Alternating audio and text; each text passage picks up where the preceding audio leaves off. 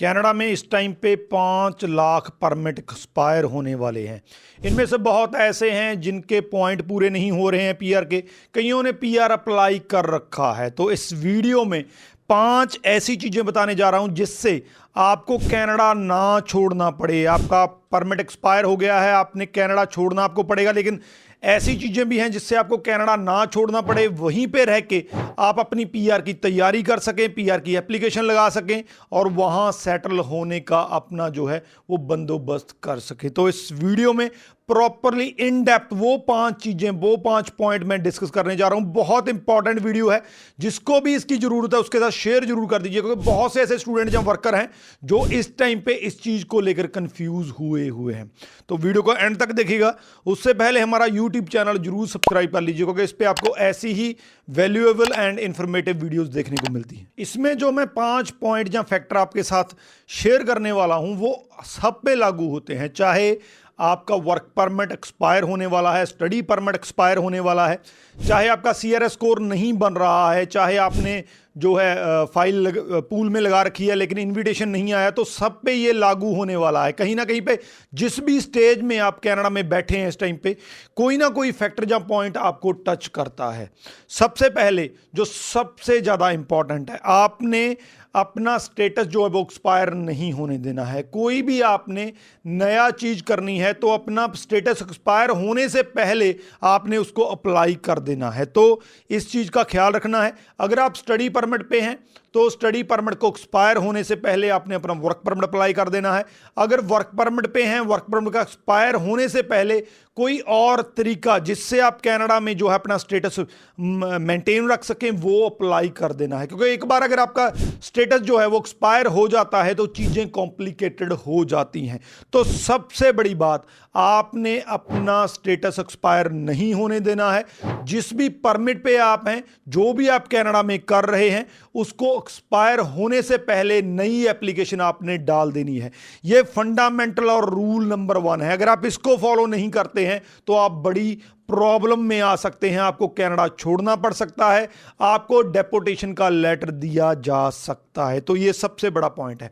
दूसरा वो है कि कई स्टूडेंट ऐसे हैं या कई वर्कर ऐसे हैं जिन्होंने पीआर डाल रखा है और उनका एओआर भी आ गया है, लेकिन अब उनका जो है वर्क परमिट एक्सपायर होने वाला है। तो यहां पे मैं बता दूं कि आप ब्रिजिंग ओपन वर्क परमिट ले सकते हैं। ब्रिजिंग ओपन वर्क परमिट का मतलब यह होता है कि आपको इनविटेशन आ चुका है, आपकी पीआर की एप्लीकेशन लग चुकी है, लेकिन पीआर की एप्लीकेशन को अप्रूव होने में टाइम लग जाता है, जिसके दौरान आपने अपना स्टेटस मेंटेन रखना है ताकि आपको कनाडा छोड़ना ना पड़े जब तक आपकी पीआर की एप्लीकेशन अप्रूव नहीं होती है। तो इसके लिए आप bridging open work permit apply कर सकते हैं।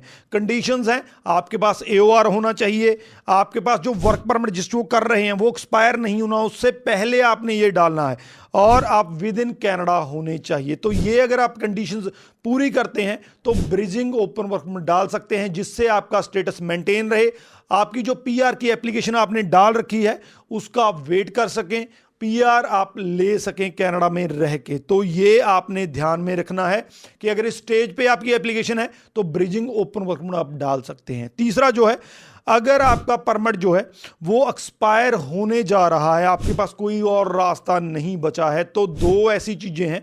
अगर वर्क परमिट एक्सपायर होने जा रहा है जिससे आप अपने परमिट को एक्सपायर होने से पहले अपना जो है स्टेटस मेंटेन कर सकते हैं। बहुत से ऐसे स्टूडेंट हैं, वर्कर हैं, जिनका वर्क परमिट, चाहे वो ओपन वर्क परमिट है चाहे क्लोज्ड वर्क परमिट है, वो एक्सपायर होने जा रहा है, पीआर के पॉइंट नहीं बन रहे हैं, सीआरएस स्कोर नहीं हो रहा है, पीएनपी की वेट कर रहे हैं, उसका ड्रॉ नहीं निकल रहा है। तो इस सूरत में 2 चीजें आप कर सकते हैं। सबसे पहले आप वर्क परमिट को छोड़ के उसके एक्सपायर होने से पहले स्टडी एप्लीकेशन लगा सकते हैं। स्टडी कनाडा में रह के कोई भी कर सकता है, चाहे आपने पहले स्टडी की है, पीजीडब्ल्यूपी लिया है, उसके बाद भी आप स्टडी कर सकते हैं, चाहे आप वहां पे एलएमआईए यानी कि क्लोज्ड वर्क परमिट पे गए थे उसके बाद आपने स्टडी करनी है तो भी आप कर सकते हैं, लेकिन स्टडी एप्लीकेशन अपना जो है वर्क परमिट उसको एक्सपायर होने से पहले डालनी है। दूसरा, अगर आप स्टडी नहीं करना चाहते हैं तो आप विजिटर रिकॉर्ड डाल सकते हैं, विजिटर परमिट डाल सकते हैं। वहां पे विजिटर रिकॉर्ड जब आप डालते हैं, अगर आपकी इंटेंशन सही है तो अप्रूव हो सकता है, जिसके चलते आप 6 मंथ तक वहां पे रह सकते हैं, लेकिन इस दौरान आप काम नहीं कर सकते हैं क्योंकि आपके विजिटर रिकॉर्ड पे हैं। लेकिन अगर स्टडी परमिट डालते हैं तो आप 20 आवर जो स्टूडेंट्स को मिलता है वो काम आप कर सकते हैं। तो ये 2 मेथड हैं जिससे आप अपना जो स्टेटस है उसको मेंटेन कर सकते हैं। अब ये आ गया कि कई ऐसे हैं जिन्होंने ध्यान नहीं दिया, उनका जो है स्टेटस एक्सपायर हो चुका है। तो ध्यान से सुन लीजिए, रेड अलर्ट है, वार्निंग है, विद इन 90 डेज आपको आपका स्टेटस रिस्टोर करना पड़ेगा। अगर आप 90 दिन के अंदर अंदर एक्सपायर होने के बाद अपना स्टेटस रिस्टोर नहीं करते हैं तो आपको कनाडा छोड़ना पड़ेगा, या आप वहाँ पे रह रहे हैं तो आप इलीगल या 2 नंबर में रह रहे हैं, जो आपने नहीं करना है।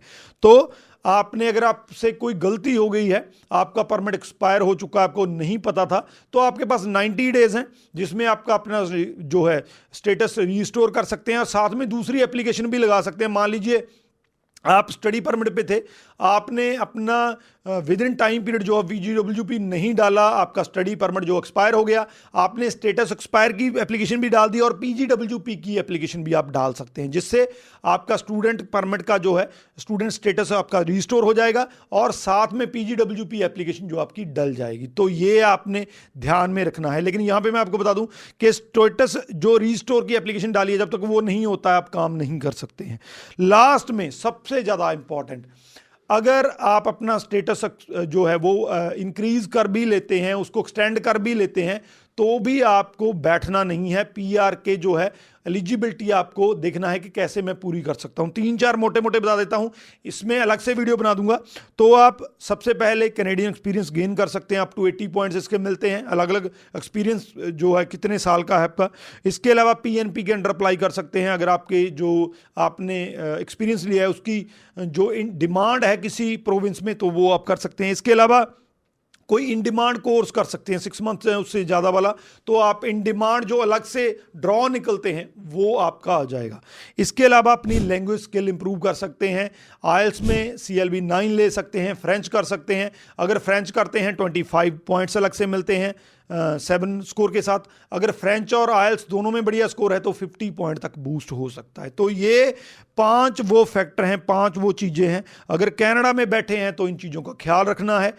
किसी भी स्टेज पे आपको इनकी ज़रूरत पड़ सकती है। जैसा मैंने शुरू में कहा था, शेयर जरूर कर दीजिए, बहुत ज़्यादा इंपॉर्टेंट इन्फॉर्मेशन है, वीडियो है, ताकि स्टूडेंट्स तक सही इन्फॉर्मेशन पहुंच सके। इस वीडियो के रिगार्डिंग अगर कोई क्वेश्चन है तो नीचे लिख दीजिए।